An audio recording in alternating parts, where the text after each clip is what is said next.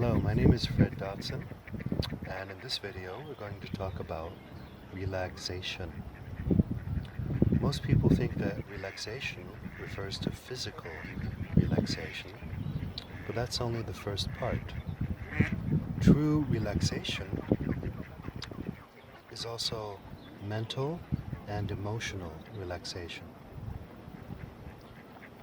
So there's three states I like to talk about. Um, One is to be relaxed but sleepy.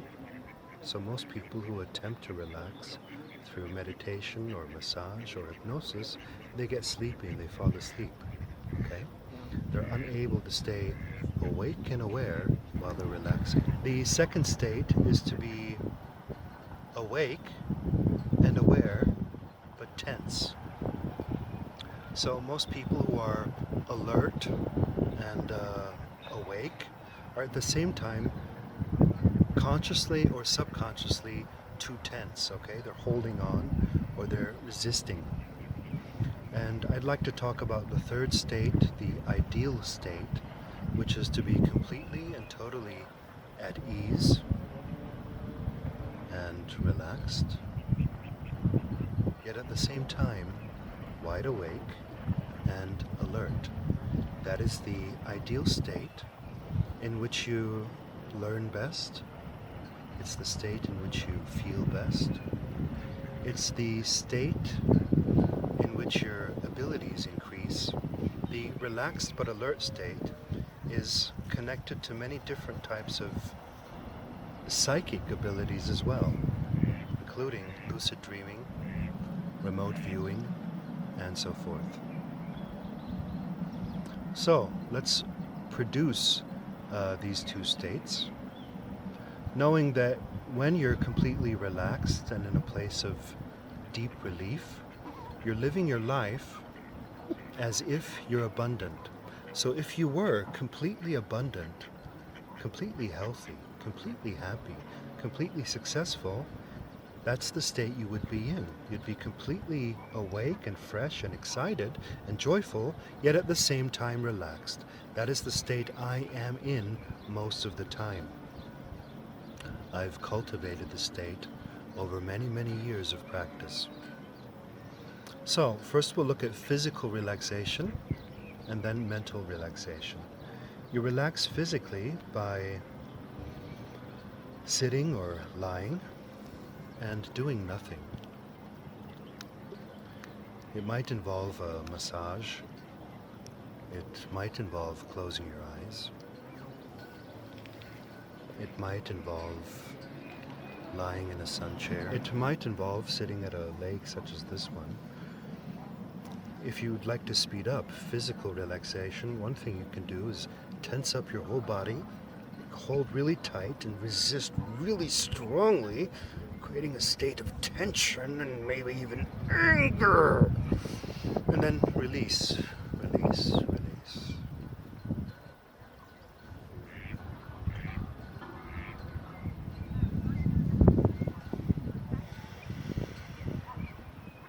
Another aspect of physical relaxation is to breathe consciously or more deeply.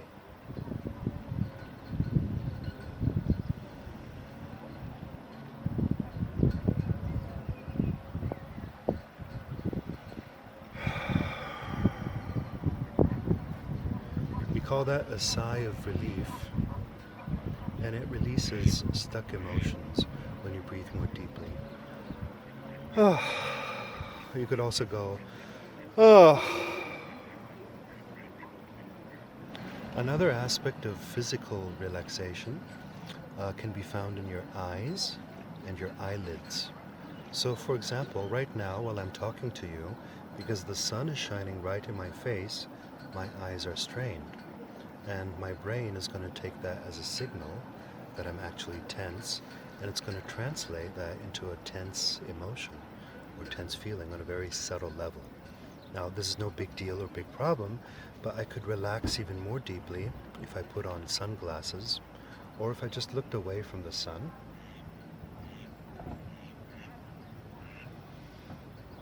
Releasing that tension in my eyes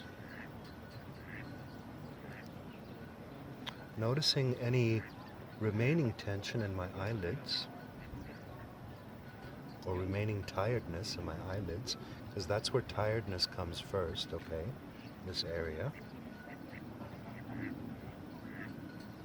And just releasing that.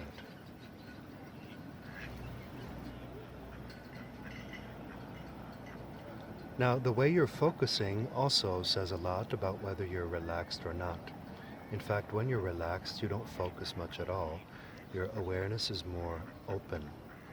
It's more general, noticing the general ambience rather than focusing specifically. So a specific focus is good for work.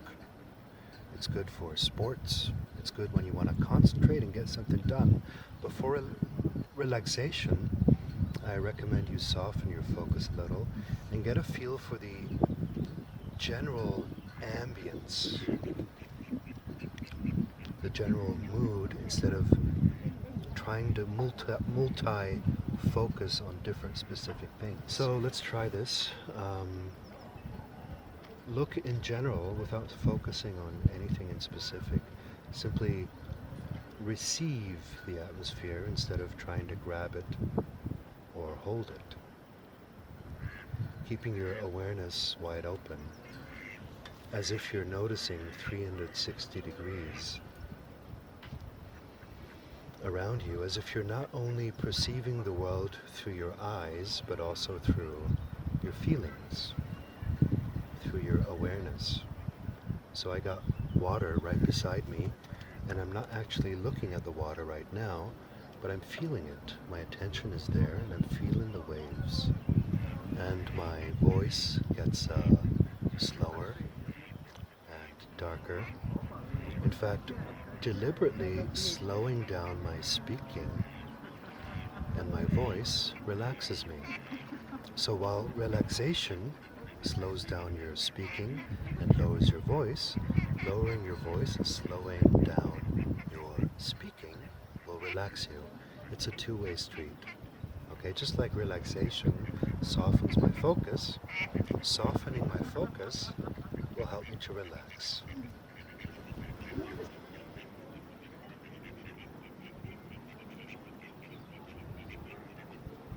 One of the reasons we feel we can relax more deeply when we're alone is because we think or believe we have to act or speak or behave in a certain way in front of others. What that means is that if you can be authentic and more real in front of others, you're going to be more relaxed. You don't have to wear masks all the time or make a smiley face all the time or look for things to say that might please the other people around you. You can be authentic, and with that kind of authenticity comes a deep ease and relaxation, not only when you're alone, but also. One of the reasons people don't fully relax and can only really relax when they're alone is because when they're with other people, they think they have to say certain things or behave in a certain manner or act in a certain manner in order to impress others or to be seen by others in a certain way. That's why actually being authentic, being really you, without having to be anything in specific, just being who you are and whatever you feel like from moment to moment, will help you relax deeply in the presence of others. Otherwise, you're going to be like the so-called spiritual speak people who have to go out to a cave in the mountains in order to relax properly, or have to hide in a monastery in order to feel at ease.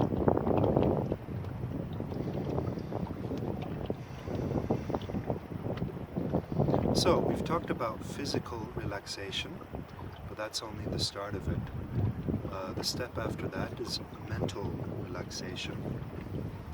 And mental relaxation is achieved the same way you achieve physical relaxation, by releasing, by letting go, by not focusing so strongly. So let's try that together now. Assuming you've relaxed physically during this talk, you've breathed softly and you've released muscle tension and you've opened your focus, close your eyes, please.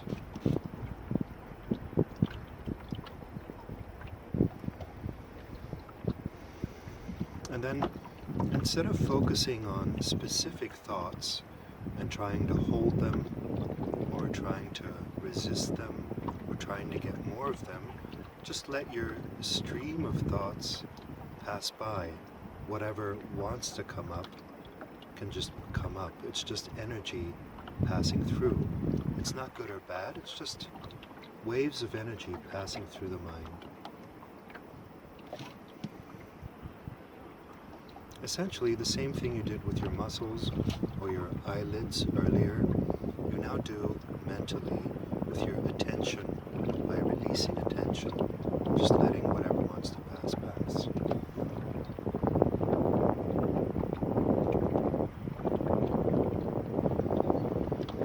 Noticing not only the thoughts that pass by, but also the empty space around those thoughts. The empty space that permeates those thoughts. The empty space in between individual thoughts. Releasing all desire, all resistance, all judgment, all labeling, just letting things unstack by themselves by being pure observer.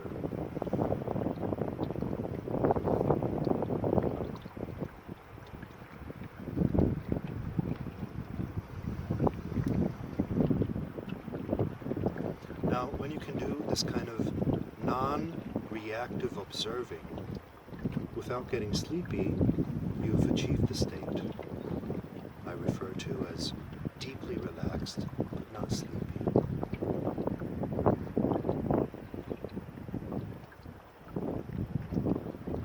You'll notice that when you start doing this, initially there's turbulence in the mind, and there's ever deeper levels of relaxation that can be achieved. You might also notice tension in the body, physical tension that remains, and if so, you just let that be there. Let it be, because the moment you resist it or try to do something with it, that's when the tension returns, you see. So whatever's there in the body, let it be there. Whatever's there in the mind, just let it be there. And instead, be aware.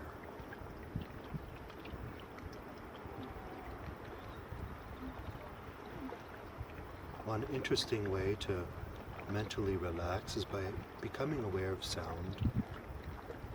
You see, the visual input is connected to the mind, and sound input is connected to feelings. So when you just become aware of sound, you naturally relax.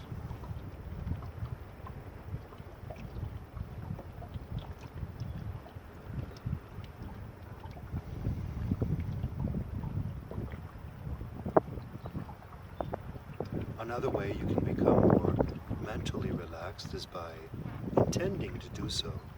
For example, you might say, okay, I'm going to count down from 10 to 0, and with every number I count down, I'm going to become much more relaxed, 10 times more relaxed, for instance. So you go 10, 9, 8, and because of that initial intention, relax with every number to a point where you're so relaxed you lose count of the numbers altogether. 7, 6, becoming so relaxed that the numbers fade away.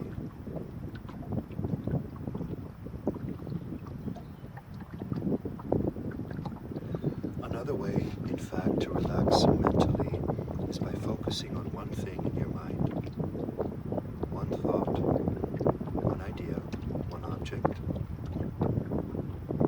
and then releasing focus, dropping it, and then focusing again on something,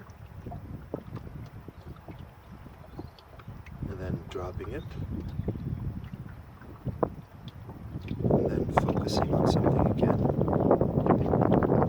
and dropping it.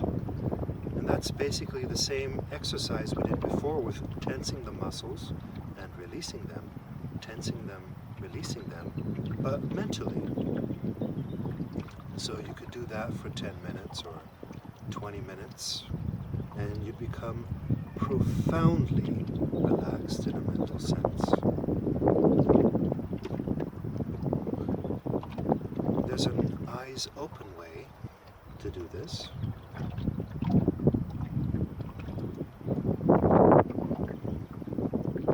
can focus on an object inside of yourself, something specific.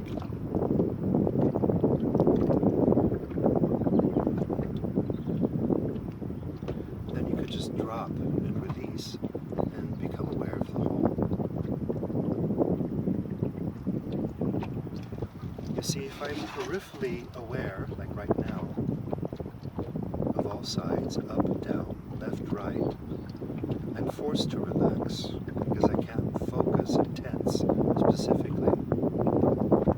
I've cultivated this kind of awareness over many, many years, and it's made me very strong inside, very stable. Knowing how to handle your awareness and feel things and open your awareness or focus it can make you very strong and very calm. So both the idea of focusing on one thing calms your mind, and focusing on everything calms your mind. Now, what doesn't calm your mind is being in your mind, okay? Being in your thoughts, analyzing too much, analyzing this, labeling that, what's this, what's that, oh, look at that, oh, this, oh, I have to hold on to this and that. Multitasking, that is what tenses you up. What actually calms you is to be able to do one thing at a time, or focus on one thing, or be into one task without distraction, really getting into it, or to be totally open, just feeling your surroundings instead of analyzing them. Just feeling, not analyzing, feeling.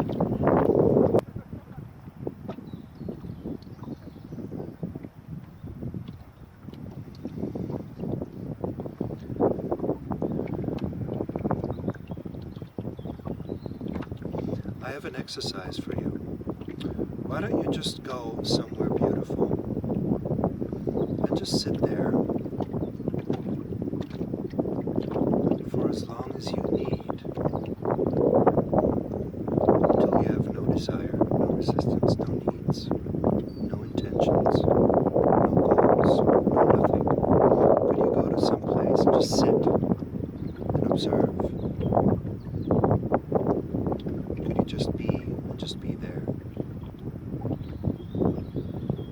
People who are too much in their minds or too much in the rat race of daily life, I prescribe that to them. I tell them to just sit for a long time, because most of the problems you have in life are because of mental problems, because of the inability to just sit, to just live your life. So it's you don't always need an intention, or an agenda, or a plan. Sometimes it's enough to just feel the wind and the sun, to smell, to open your senses and to notice things you haven't noticed before. Relaxation should be cultivated on a daily basis to the point where you no longer get sleepy, where you can stay productive and creative and full of action and ideas, which come up when you're relaxed, by the way. So the first stage of this kind of practice is what I call the meditation stage, where you're only able to relax if you're alone in your room with your eyes closed. And then as you progress, you're also able to relax with open eyes. One step higher, you're able to relax when other people are present. And in the highest step, you're able to relax under difficult circumstances. You can be relaxed all the time, yet wide awake. If you want to know more about this, check out my meditations on the member site and use all of them. There's hundreds of them there. My name is Fred Dodson. Thank you for listening.